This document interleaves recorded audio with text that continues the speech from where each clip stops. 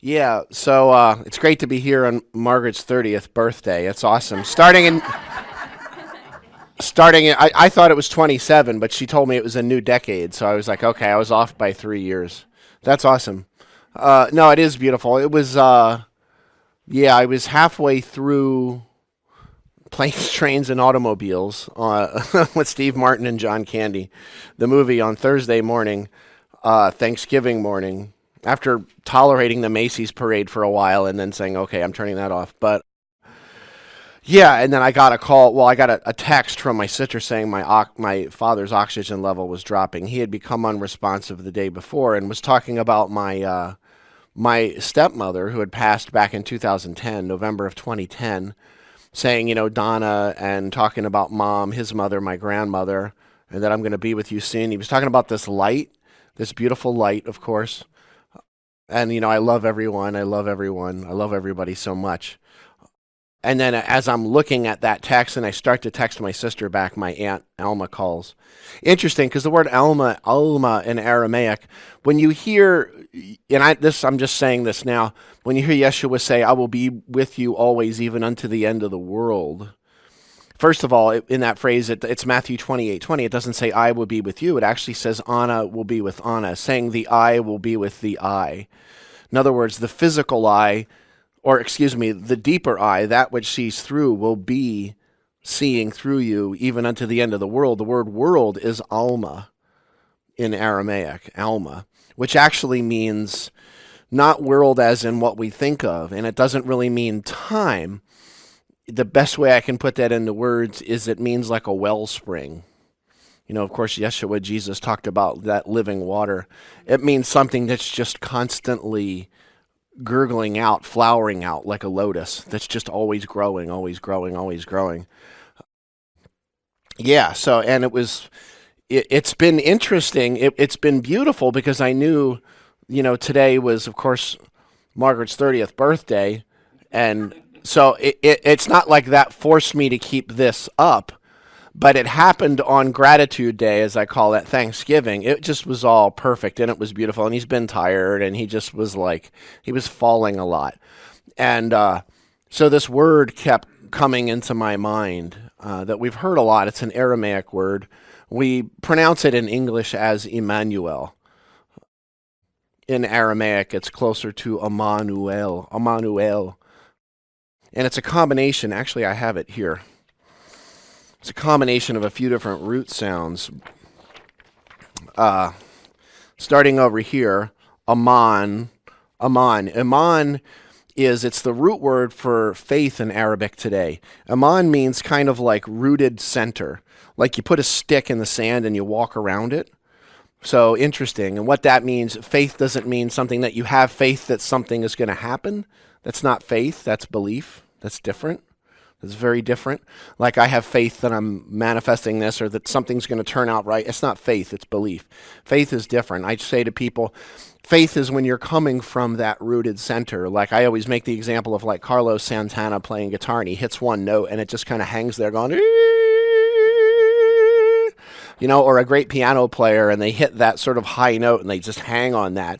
Or an artist when they're wide open, or even just the woman down the street scooping ice cream. And she's just totally and completely into. She's so wholly, fully present in the moment that it's laced into everything she does. There's that essence, that awareness. So that's the Aman sound there. And then the U sound is kind of like a mixture of a W, a V, a U, and an O in English, but it's in Aramaic. Okay, what'd you just say? It's kind of a letter that's like a hybrid of all those. And what it means is transformation. It means that something's happened. It means process. There's different ways of interpreting that. And then OL, the L sound in Aramaic means essentially the one, the undivided, we call God, whatever you want to call that. So Emmanuel, just a really powerful tone. You look at it a little bit differently, though. It's like that's usually generally translated in Aramaic, or excuse me, in the Bible, as it even says that, talking about Jesus, that birth. We will call him Emmanuel, which means God is among us. And of course, everybody looks at that baby and says, okay, God is among us there in that baby, which is kind of like this. It's sort of like, how many Well, that's kind of nice. How many lights am I holding? It's not a trick question. One. They're all trick questions. It's me. Everybody's like, yeah. It's not a trick question. So picking one that's the God is like picking one of these little dots in my face. You got it? You got the dot? You're pointing at it now. Okay, you still have your eye on it, right? It's like picking one dot and saying that one's the God light. Not the others, just this one. Does that make sense to you? Yeah. That makes sense to find one and it just... How many lights are there really? It looks like thousands of lights, 9 million or 9 billion on Earth, but how many lights are there really? There's just one. And it's funny because the word angel, messenger, in Aramaic, it's angelos, it's malakah in Aramaic, it's angelos in the Greek, was the same word as angle, same root sound, because that's what we are. We are that eternal light that's projected into this manifest universe and refracted all over the place.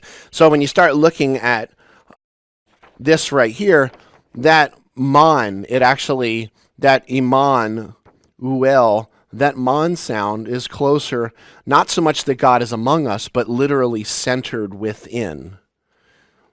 God is the rooted center within each and every one of us. So every single one of these lights that you're looking at, that's God.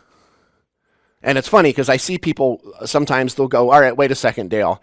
People that are obsessed with words or math or thoughts. And they'll go, okay, I understand God being everywhere present, but I don't get that God is everything.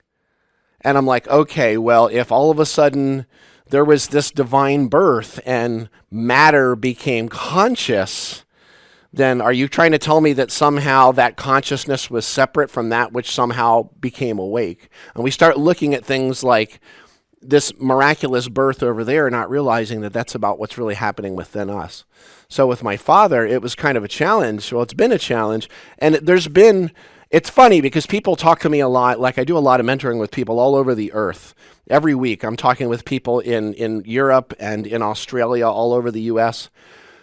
And a lot of them say, God, it's like I feel like as I'm waking up, I'm not feeling things to the fullest. Like whatever, somebody passed, and they're like, I feel like I didn't feel it on some level. Am I numbing myself, or am I waking up to the point where it's not grabbing me, not hooking me? And I'm like, well, you have to find that within yourself. It's been interesting with my father because I've had a few moments where it was like it would grab, that trauma would kind of start moving, and then all of a sudden I'd be like, wait a second here. It happened on Thanksgiving Day. We knew he wanted to go. He said he was tired. He wanted to be with my stepmother and my grandmother, etc. And I started noticing that when I had the moments, then it pulled me out of that. It was stuff going on here. My thoughts were creeping in. And of course, there's the memories, there's the loss, all of that, etc. And that got me thinking about something Yeshua said about sufficient unto the day are the evils thereof. Nice. Evils. Okay. First of all, that word doesn't mean day. The word's yalma. It has one meaning. It means, there's no actual word for day in Aramaic. Like when you hear, give us this day our daily bread, there's no word day in Aramaic.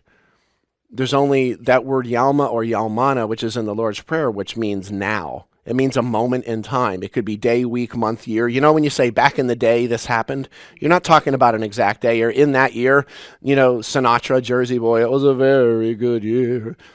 Maybe he's talking about a specific year. Maybe he's just talking about a moment in time. So I started thinking about, how fully, wholly present am I able to be in the moment without having to grab all the stuff that's going on in my head, the trauma of loss, the trauma. And then it was funny because that turned in the thoughts of, yeah, but isn't that how I honor him, is by being in trauma? I honor him by those heavy feelings of loss. And I started going into that. It was like in that kind of program, it's pulling all these layers of stuff out of me, like, wow.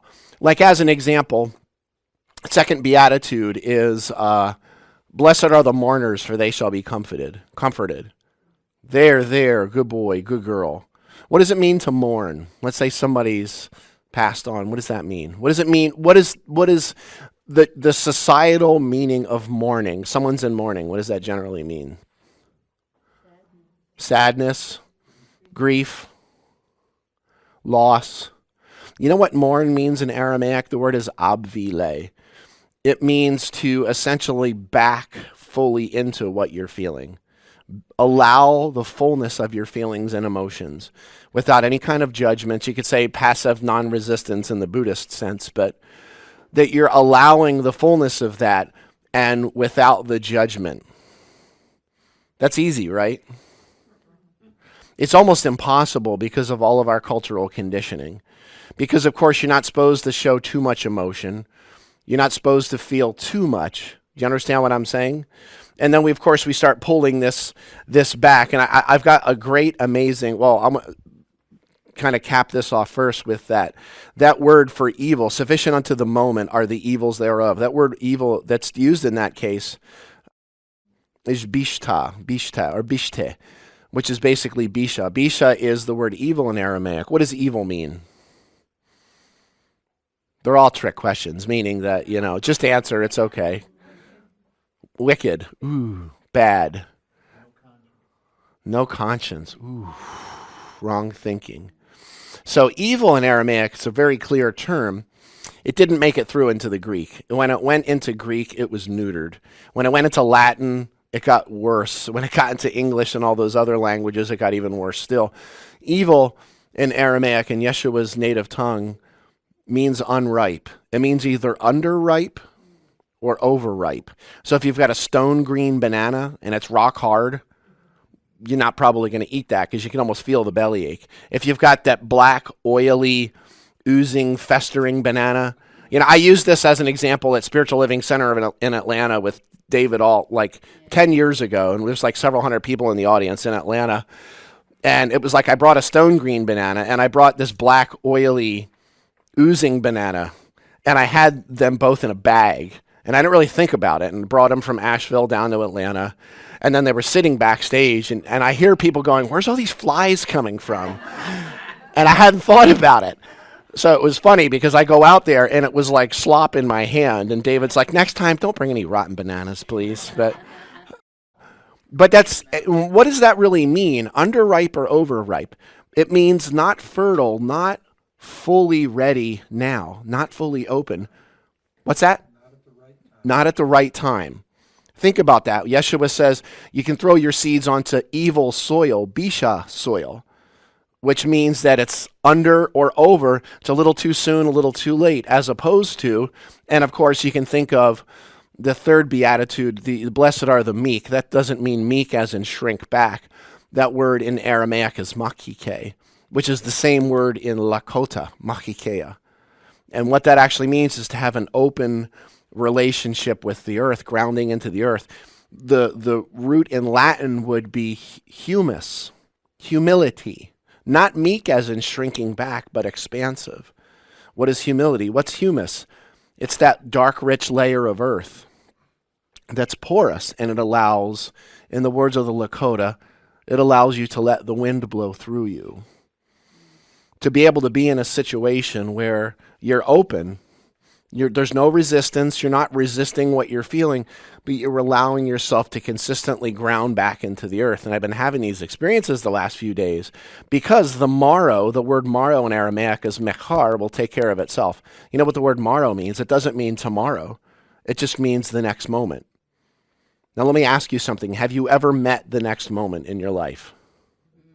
Is that possible? Think about that. So what was he basically saying? The future will take care of itself. We have all these ideas of birth and death. You know what's a funny thing? All this yakking about afterlife in Christianity, there's no word for afterlife in Aramaic, in his native language. There's a word bashmaya, which means simply the world that is yet to come, which means the next moment. Now you say, okay, so this is the way people misinterpret so quickly. So people say, okay, so you're saying after you die, there's nowhere to go. I was like, I didn't say that. What I said was there's no word for afterlife because this is not life. What do you mean by that? Let's look at that. You remember that thing? You'd be cast down into a place called Hades and all these different sort of dark realms. You know where that is? You think it happens after you die? You're actually in it. This is the underworld. The fall of man. There's the fall of man, And of course, we come from that, in the words of Arthur Young, from the inertness of light, the everywhere of light, into the here and now. And that's the fall of man, and this is the underworld. And you just you fall asleep. But you can actually wake up. You can have that birth by simply being open to whatever is moving right now in this moment. Do you understand what I'm saying? And it's funny too, because there's a place in the Gospel of Thomas where one of the disciples said to Yeshua, "Can you tell us how our end will come?" And I think I've talked about this here before, and it's kind of funny. It doesn't say Yeshua chuckled, parentheses. I think it should have, but because his response was, "Oh, have you actually found the beginning then that now you're looking for the end?" Interesting. And then he said something really profound. He said, "Blessed is the one who takes their place in the beginning," which in Coptic means at the head. "Blessed is the one who takes their place in the beginning at the head, for they will know the end, the head, and will not taste death." Let me ask you something. If you're at the head of the line, where are you? The beginning. Or, what do we love to... It's funny, if I ask this to people outside the United States, they say, well, either end, the beginning or the end. Because here we love to say heads and tails. And of course, Yeshua said, the first shall be last, and the last shall be first. And what this is actually saying is realization that you're looking for this future moment of everybody has this impending death, impending birth. It's funny, in the mentoring that I do with people, so many people are looking for the answers. They're looking for the answer that's going to fulfill some hole. They're looking for a technique. They're looking for something, an idea, a belief that they can put on that'll complete them. Which, of course, is 100% perfectly opposite. It's backwards. As opposed to what Ernest Holmes said, there's nothing to heal, only truth to be revealed. And I started looking into that a little bit deeper here, and I started thinking about something my dad had said. He had talked about when my grandfather died, Charles Hoffman. This was at the early 80s, late 70s. My father was with him. He had a heart attack, I believe. And he was with him at Underwood Memorial Hospital, which is where I was actually born in 1972. But he said that my grandfather said, don't leave me. I want you to be with me. So, okay, my dad stayed with them. And Dad said he was standing there, and he was on a gurney in a hallway, and he's looking down at his father. And my dad said he just had this feeling of peace come over him. He said I was just so here. And he looked down toward my grandfather, and he said he felt something wash across him, and he happens to look down at his foot, and he watches this little cloud start emanating out of his toe and starts floating up out of my grandfather's foot, and then went like this in the room and just expanded all over the place. And of course he started going, "Did I just see that?" And all that stuff starts coming in. He said it took him decades to acknowledge what he actually saw because of all the judgment that it was in his head. And I was like, I'm not going to cry today, but maybe I will here. And it's not a cry of sadness, but funny that, several months ago I was talking with him about this. Actually, it was a year ago. It was a year ago this weekend. We were here in New Jersey. And he was like, "Dale, it was you. It's what you're out there doing that helped me acknowledge that I saw that. And that was a really beautiful experience that without me recognizing that, I probably would have wiped it off and just forgotten about it."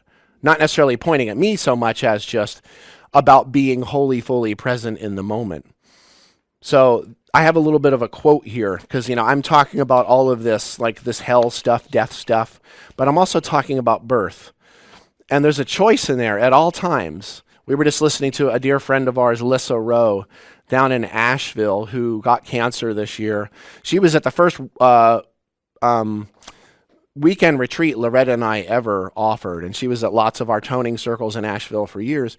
And she was doing all kinds of affirmations, Center for Spiritual Living there, Barbara and John Waterhouse, they were our ministers for many years. And then there was a certain point in August where she went, okay, she went to the doctors to name it. She wasn't naming it for many months, and then she found out exactly what it was, uterine cancer, etc. And then Barbara shows up, and Barbara reminded her of something. She was like, remember, you've got your diagnosis, but you always have choices. You're always at a point of choice.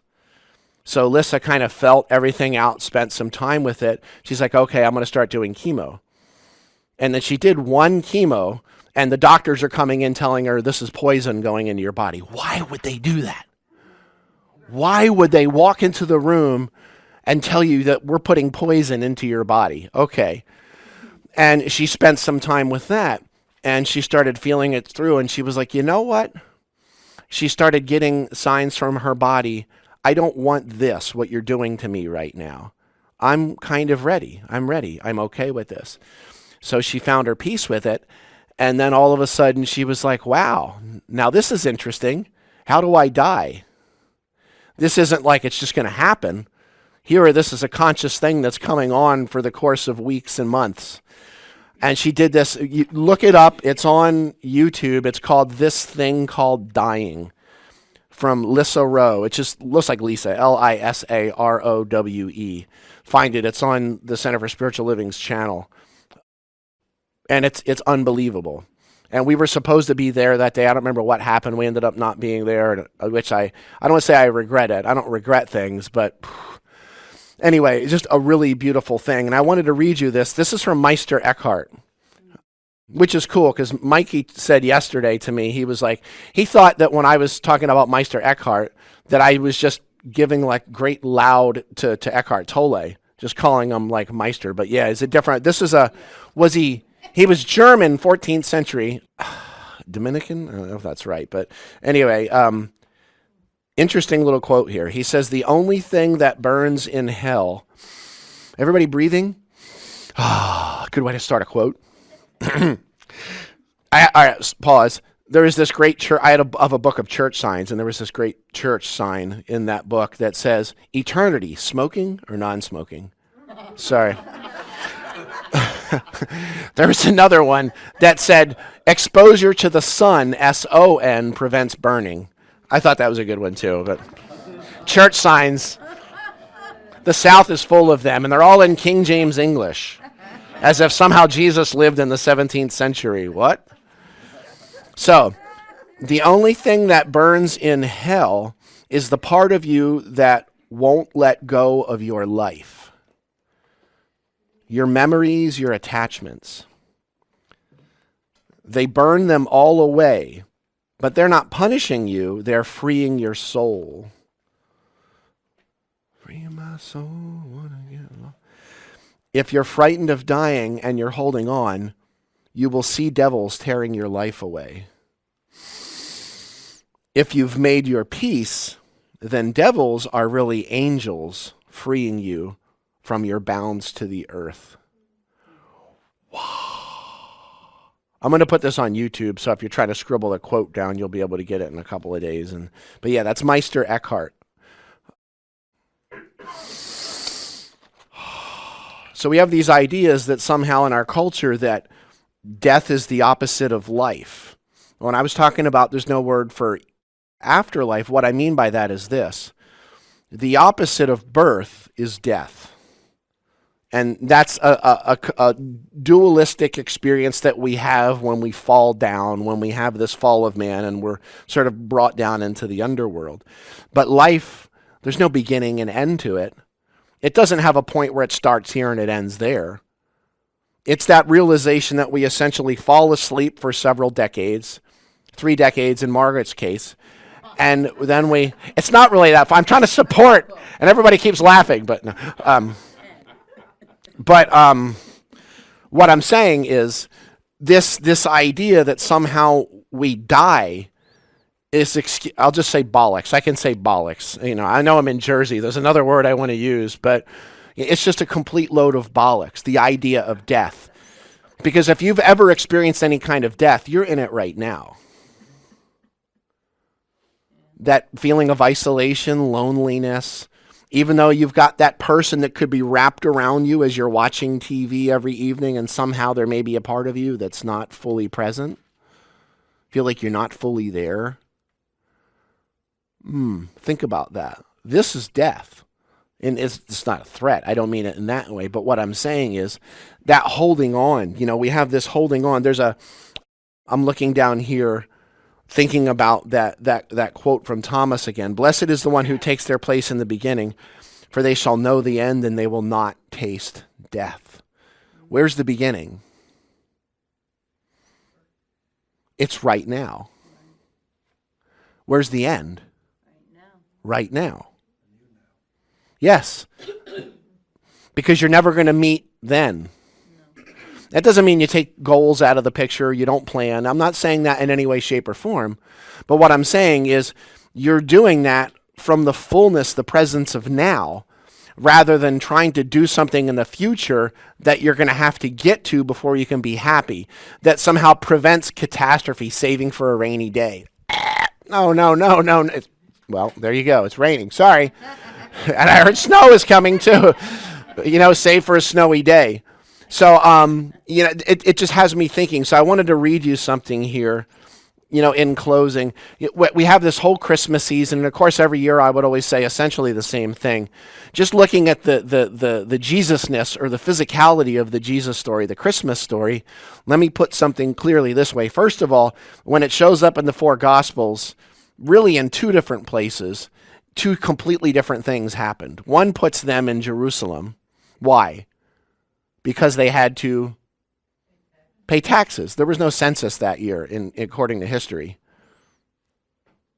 The year that they would have been there was no census. It was added later.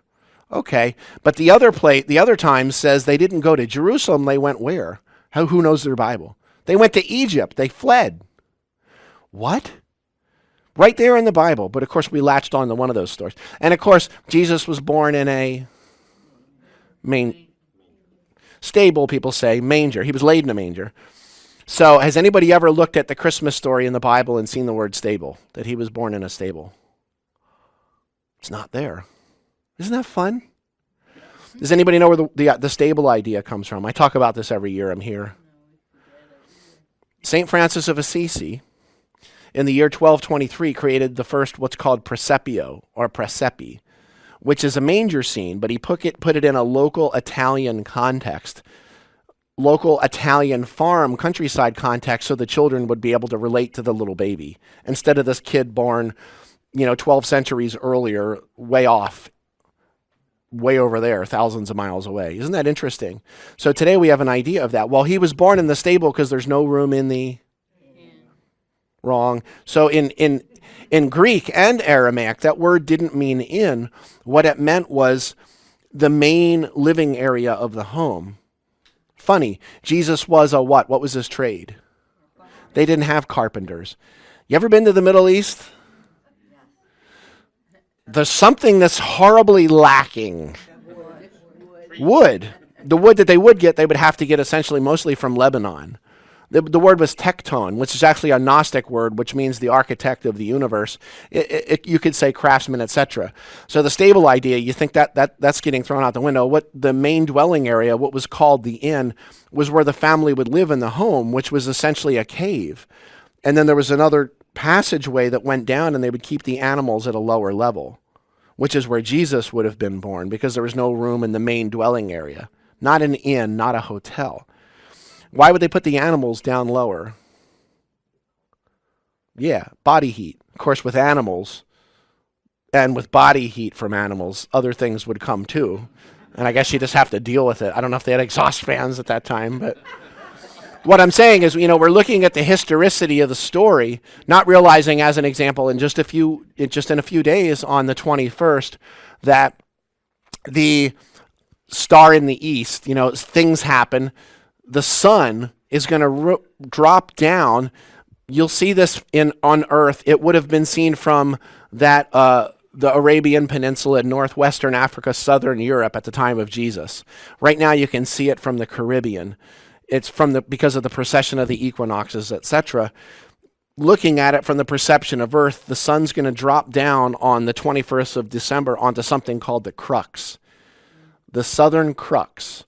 It's going to die on that crux on the 21st, and it's going to be dead on that cross for 3 days on the perception of earth. Late on the 24th, early on the 25th, the three kings of Orion's belt, still called the three kings today by astronomers, are going to line up directly. They're going to follow the star in the east, Sirius, the dog star, and point directly at the sun, the only begotten, which is going to move 1 degree off of that cross on Christmas morning.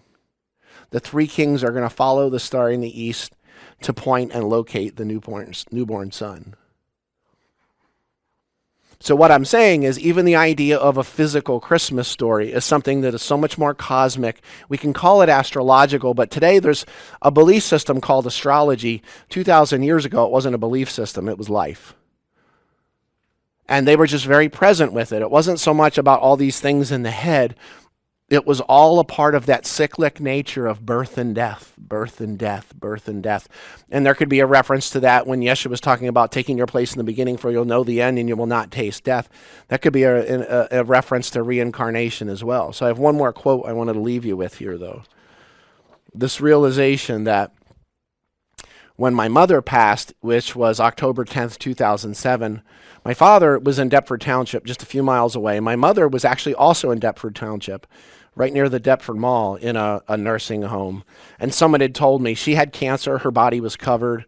It was like softball tumors all over her body. And someone gave me a great gift in saying, you should get up in the bed with your mother and just hold her in your arms. And my mother was, let's just say a butt kicker, leaving, in Sunday translations. My mother was tough. I always tell people, I got my ability to say whatever I want from my mother. That was my mom. From my father, I got the ability to love wholly and fully with all of my being. And he's been here twice to hear me speak here. So my father had. But I got up in bed with her, and I gave a message to her that I had heard 2 days earlier at an event at the Center for Spiritual Living in Nashville. I'm getting ready to go up and quote the Beatitudes in Aramaic. And I heard Barbara say, Dale Allen Hoffman, and I walk up and my mind went blank and I had no idea why I was walking up on stage. And I had this experience where I'm standing there and I'm like, okay.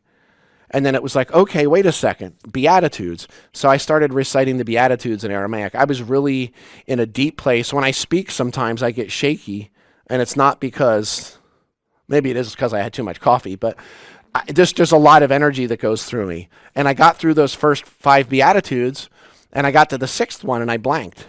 And I'm looking around, and I had this voice that I had heard on the way up to the stage that said, it's okay to let go because you can only fall back into me. And it sounded like my voice, but it also kind of sounded like Charlton Heston. Sorry. I'm a Hollywood fan, but and I heard it again on this fifth beatitude that I couldn't remember. And then I'm like, you know what? Number 1, nobody in the room speaks Aramaic. Number 2, nobody's counting. So I can just jump to the next one and nobody will notice. And then it's like 7, yeah, and I did. It's on the recording of my 5 Layers of Conscious Creation CDs. And then like 6 months later, my friend Shauna went, what was the one you blanked out on, Dale? Because I squinted my eyes and I saw just like striations or threads of light in the room. I didn't see the 250 people. And then I closed my eyes again and I opened them and there was a light that I don't feel like I was seeing so much as I was sensing it. And then I closed my eyes again and jumped to the next beatitude. But she was like, what was the beatitude? And I went, oh my God, wait. It's blessed are the pure in heart, for they shall see God. So I want to leave you with a quote here. Also from Eckhart von Hochheim, Meister Eckhart. What good is it to me that Mary gave birth to the Son of God 1,400 years ago, if I do not also give birth to the Son of God in my time, now, and in my culture? We are all meant to be mothers of God. God is always needing to be born. What's in you that needs to be born? Like Wayne would say, Wayne Dyer, don't die with your music still in you. The most important hour is always present, now. The most significant person is precisely the one sitting across from you right now. And I would add, including if you're looking in a mirror or sitting alone, the most necessary work is always love. Now. It was never about birth and death. That's this movie that you're watching on a screen that, in the words of Yogananda, he spoke of transferring our sense of identity from the pseudo-soul or ego or Leela, divine play, Maya, world of liquid illusion, and bring it back to the nature of our inherent divinity and to become the ever-joyous witness of a stupendous cosmic drama. So there's that part of me that probably in a few days we're going to go back to Asheville and come back because we've got a lot we have to deal with there. And then in a few days, I'm going to probably be in that cosmic drama. If you've ever gone through the funeral thing, and hundreds of people go through, and there's little jokes, and you make jokes and wisecracks and things like that. But there's this certain level of devils in the Eckhart sense raping the sadness and the drama and the trauma, like ripping you from the inside out. But just remember this. You always have a choice to be fully here now.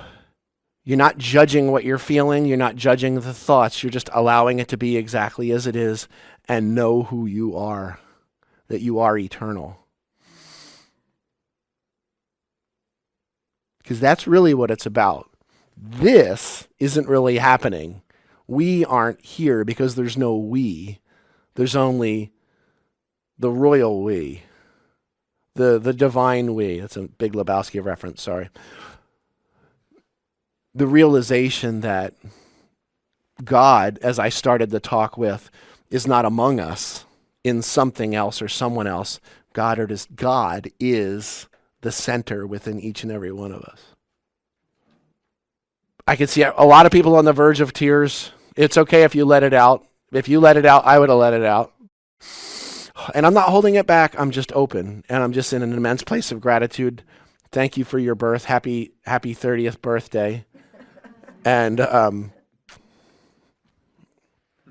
honored. Thank you. Namaste. And so it is.